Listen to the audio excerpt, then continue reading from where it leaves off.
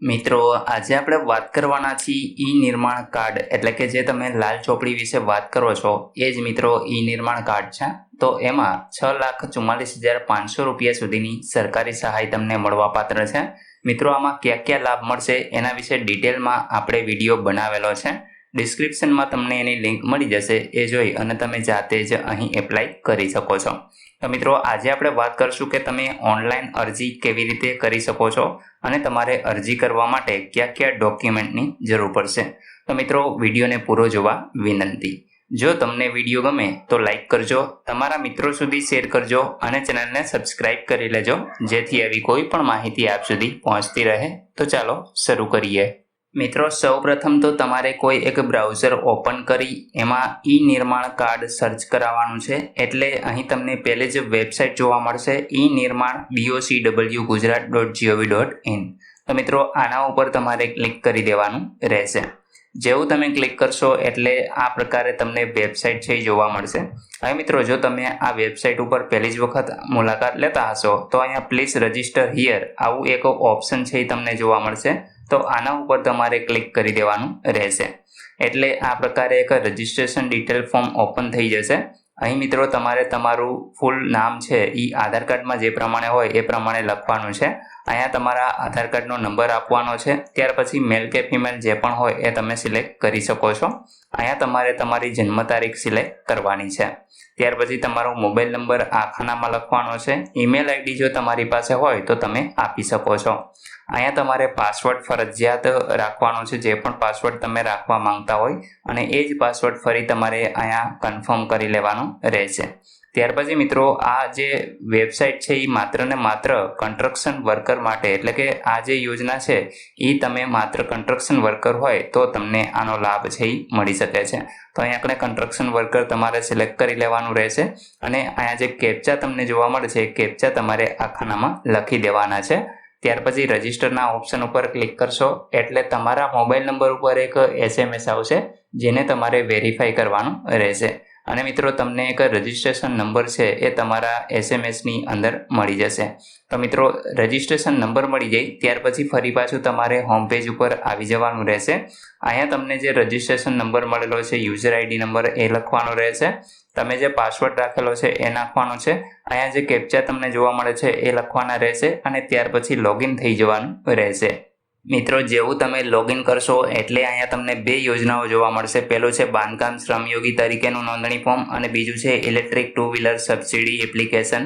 અહીંયા આગળ મિત્રો આપણે આજે વાત કરશું બાંધકામ શ્રમયોગી તરીકેનું નોંધણી ફોર્મ વિશે. તો આના ઉપર તમારે ક્લિક કરી દેવાનું રહેશે. મિત્રો, જેવું તમે ક્લિક કરશો એટલે અહીં તમે જોઈ શકો છો કે વ્યક્તિગત માહિતી તમે જે રજિસ્ટ્રેશન વખતે ભરેલી હશે એ તમને અહીં જોવા મળશે.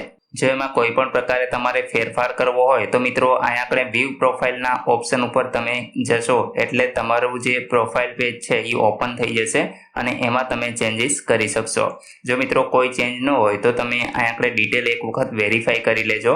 ત્યાર પછી મિત્રો, તમારે તમારો ફોટો છે એ અહીંયા આપણે પાડવાનો રહેશે અને ત્યાર પછી તમારે એડ્રેસની ડિટેલ છે એ આપવાની રહેશે. તો મિત્રો, અહીં તમે જોઈ શકો છો કે તમારે બે એડ્રેસ આપવાના છે. એક તો હાલનું સરનામું, અને જો કાયમી સરનામું અલગ હોય તો એ તમે આપી શકો છો. અન્યથા ઉપર મુજબ કરશો એટલે અહીંયા જે એડ્રેસ હશે એ જ એડ્રેસ અહીંયા આવી જશે. ત્યાર પછી તમારે સેવ એન્ડ નેક્સ્ટ કરી દેવાનું રહેશે. હવે મિત્રો, જેવું તમે નેક્સ્ટ કરશો હવે તમારે અરજીની વિગત આપવાની છે, જેમાં મજૂરનો પ્રકાર એટલે કે અહીંથી તમારે સિલેક્ટ કરવાનું છે. તો મિત્રો, તમે જોઈ શકો છો કે અહીં માત્ર બાંધકામ જ નહીં પરંતુ ઘણા બધા જે વર્કરો છે એ પોતાના લાભ છે એ મેળવી શકાય છે. જેમાં લોહાર કામ કરતા હોય, સુથાર હોય, વોટર હાર્વેસ્ટિંગ બાંધકામ હોય, ત્યાર પછી રોટરીનું કન્સ્ટ્રક્શન હોય, ચણતર કામ હોય, ટાઇલ્સનું કામ હોય, ગટર અને પ્લમ્બિંગનું કામ, ઇલેક્ટ્રિશિયનનું કામ હોય, ઇલેક્ટ્રિશિયન હોય કે ઘણા બધા કામ અહીંયા તમે જોઈ શકો છો. તો મિત્રો, આમાંથી તમને જે પણ લાગુ પડતું હોય એ તમે અહીં સિલેક્ટ કરી શકો છો. ત્યાર પછી વારસદારનું નામ અહીંયા ઇંગ્લિશમાં લખવાનું છે અને સામે ગુજરાતીમાં તમારે આપવાનું રહેશે. ત્યાર પછી મિત્રો, વારસદાર સાથે તમારો સંબંધ શું છે એ તમે અહીંથી સિલેક્ટ કરી શકો છો. ત્યાર પછી જો તમે સ્થળાંતરિત મજૂર હોય તો એ પ્રકારે અહીંયા હા અથવા નામાં તમારે જવાબ આપવાનો છે. ત્યાર પછી અભ્યાસની વિગત, જો તમે અભણ હોય તો પેલું ઓપ્શન તમારે સિલેક્ટ કરવાનું છે. અન્યથા મિત્રો તમે આમાંથી જેટલું પણ એજ્યુકેશન મેળવેલું હોય એ તમે અહીંથી સિલેક્ટ કરી શકો છો. ત્યાર પછી તમારી વાર્ષિક આવક કેટલી છે તો એ તમે અહીં આગળ દર્શાવી દેશો. ત્યાર પછી મિત્રો તમારી પાસે લાલ ચોપડી છે કે શું એ તમે હા અથવા નામાં અહીંયા જવાબ આપી શકો છો. ત્યાર પછી મિત્રો યોજનાનો લાભ લેવા તમે જે આ ફૂદરી જોવા મળે છે તમામ વિગત તમારે ભરવાની ફરજિયાત છે. તો દસ્તાવેજની વિગતની અંદર યુવિન કાર્ડ છે કે નહીં એ તમે અહીંથી ને હા અથવા નામાં જવાબ આપશો. હવે મિત્રો જો તમારી પાસે બીપીએલ કાર્ડ હોય તો એનો નંબર તમે આપી શકો છો. રાશન કાર્ડનો નંબર તમારે અહીંયા આપવો હોય તો આપી શકો છો. બાકી મિત્રો અહીંયા હા અથવા નામાં તમારે જવાબ આપવો ફરજિયાત છે. જેવું તમે હા કરશો તો અહીંયા યુવિન કાર્ડનો નંબર તમારી પાસે માંગશે અને કઈ તારીખે તમે કઢવેલું છે એ તમારે આપવાનું રહેશે. આપણી પાસે મિત્રો યુવિન કાર્ડ નથી તો આપણે અહીંયા ના રહેવા દઈએ છીએ અને ચૂંટણી કાર્ડનો નંબર, મનરેગા જોબ કાર્ડ હોય તો એનો નંબર અને અહીંયા રેશન કાર્ડ જે રાજ્યમાંથી તમને લાગુ પડતું હોય એ તમારે સિલેક્ટ કરી લેવાનું રહેશે. ત્યાર પછી મિત્રો બેંકની વિગત આપવાની છે, જેમાં બેંકનો ખાતા નંબર અહીંયા બેંકનું નામ આવશે. ત્યાર પછી શાખાનું નામ આવશે, IFSC કોડ અને લાસ્ટમાં બેંકનો ખાતા નંબર તમારે આપવાનો રહેશે. ત્યાર પછી મિત્રો રાશન કાર્ડની અંદર જેટલા પણ સભ્ય હોય તો એ તમામ સભ્યના નામ છે એ તમારે અહીંથી લખવાના રહેશે. જેમ કે અહીંયા એડ બટન આપેલું છે, તમે જેવું એડ કરશો એટલે અહીંયા એક લીટી છે એ તમને જોવા મળશે. અહીંયા કુટુંબના સભ્યનું નામ આવશે, ત્યાર પછી એમની સાથેનો સંબંધ શું છે એ આવશે, જન્મ તારીખ, આધાર કાર્ડ, અહીંયા અભ્યાસની વિગત છે એ તમારે આપવાની રહેશે, વ્યવસાય શું કરે છે એ વિગત આપવાની રહેશે. જો મિત્રો આ ભરતી વખતે કોઈ ભૂલ પડે તો અહીંથી તમે એને ડિલીટ પણ કરી શકો છો. અને જો નવો મેમ્બર એડ કરવો હોય તો અહીંયા એડ બટન ઉપર તમે ક્લિક કરશો એટલે મિત્રો આ પ્રકારે એડ છે એ થતા જશે. તમારે તમામ વિગત છે એ રાશન કાર્ડ પ્રમાણે ભરી અને સેવ એન્ડ નેક્સ્ટ કરી દેવાનું રહેશે.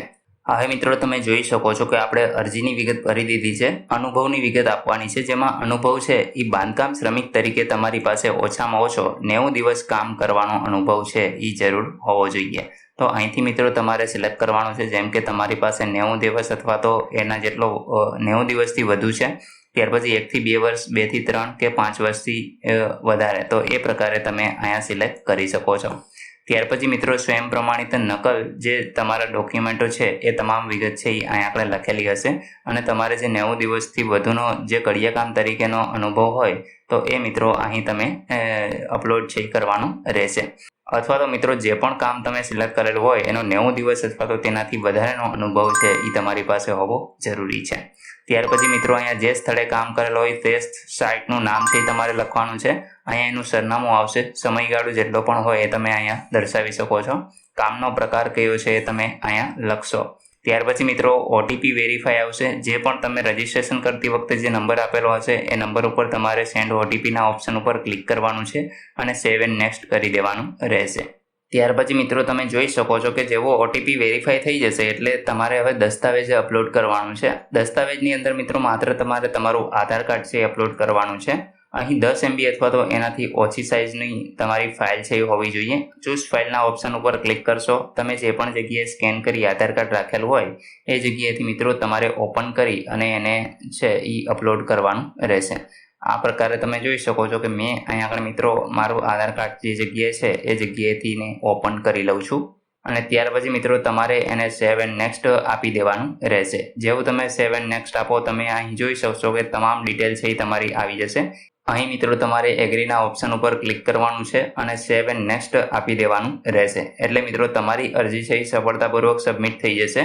તો મિત્રો તમારી અરજી છે એ મંજૂર થઈ જશે અને તમને છે એ એક કાર્ડ આપવામાં આવશે જે તમારું નિર્માણ કાર્ડ હશે.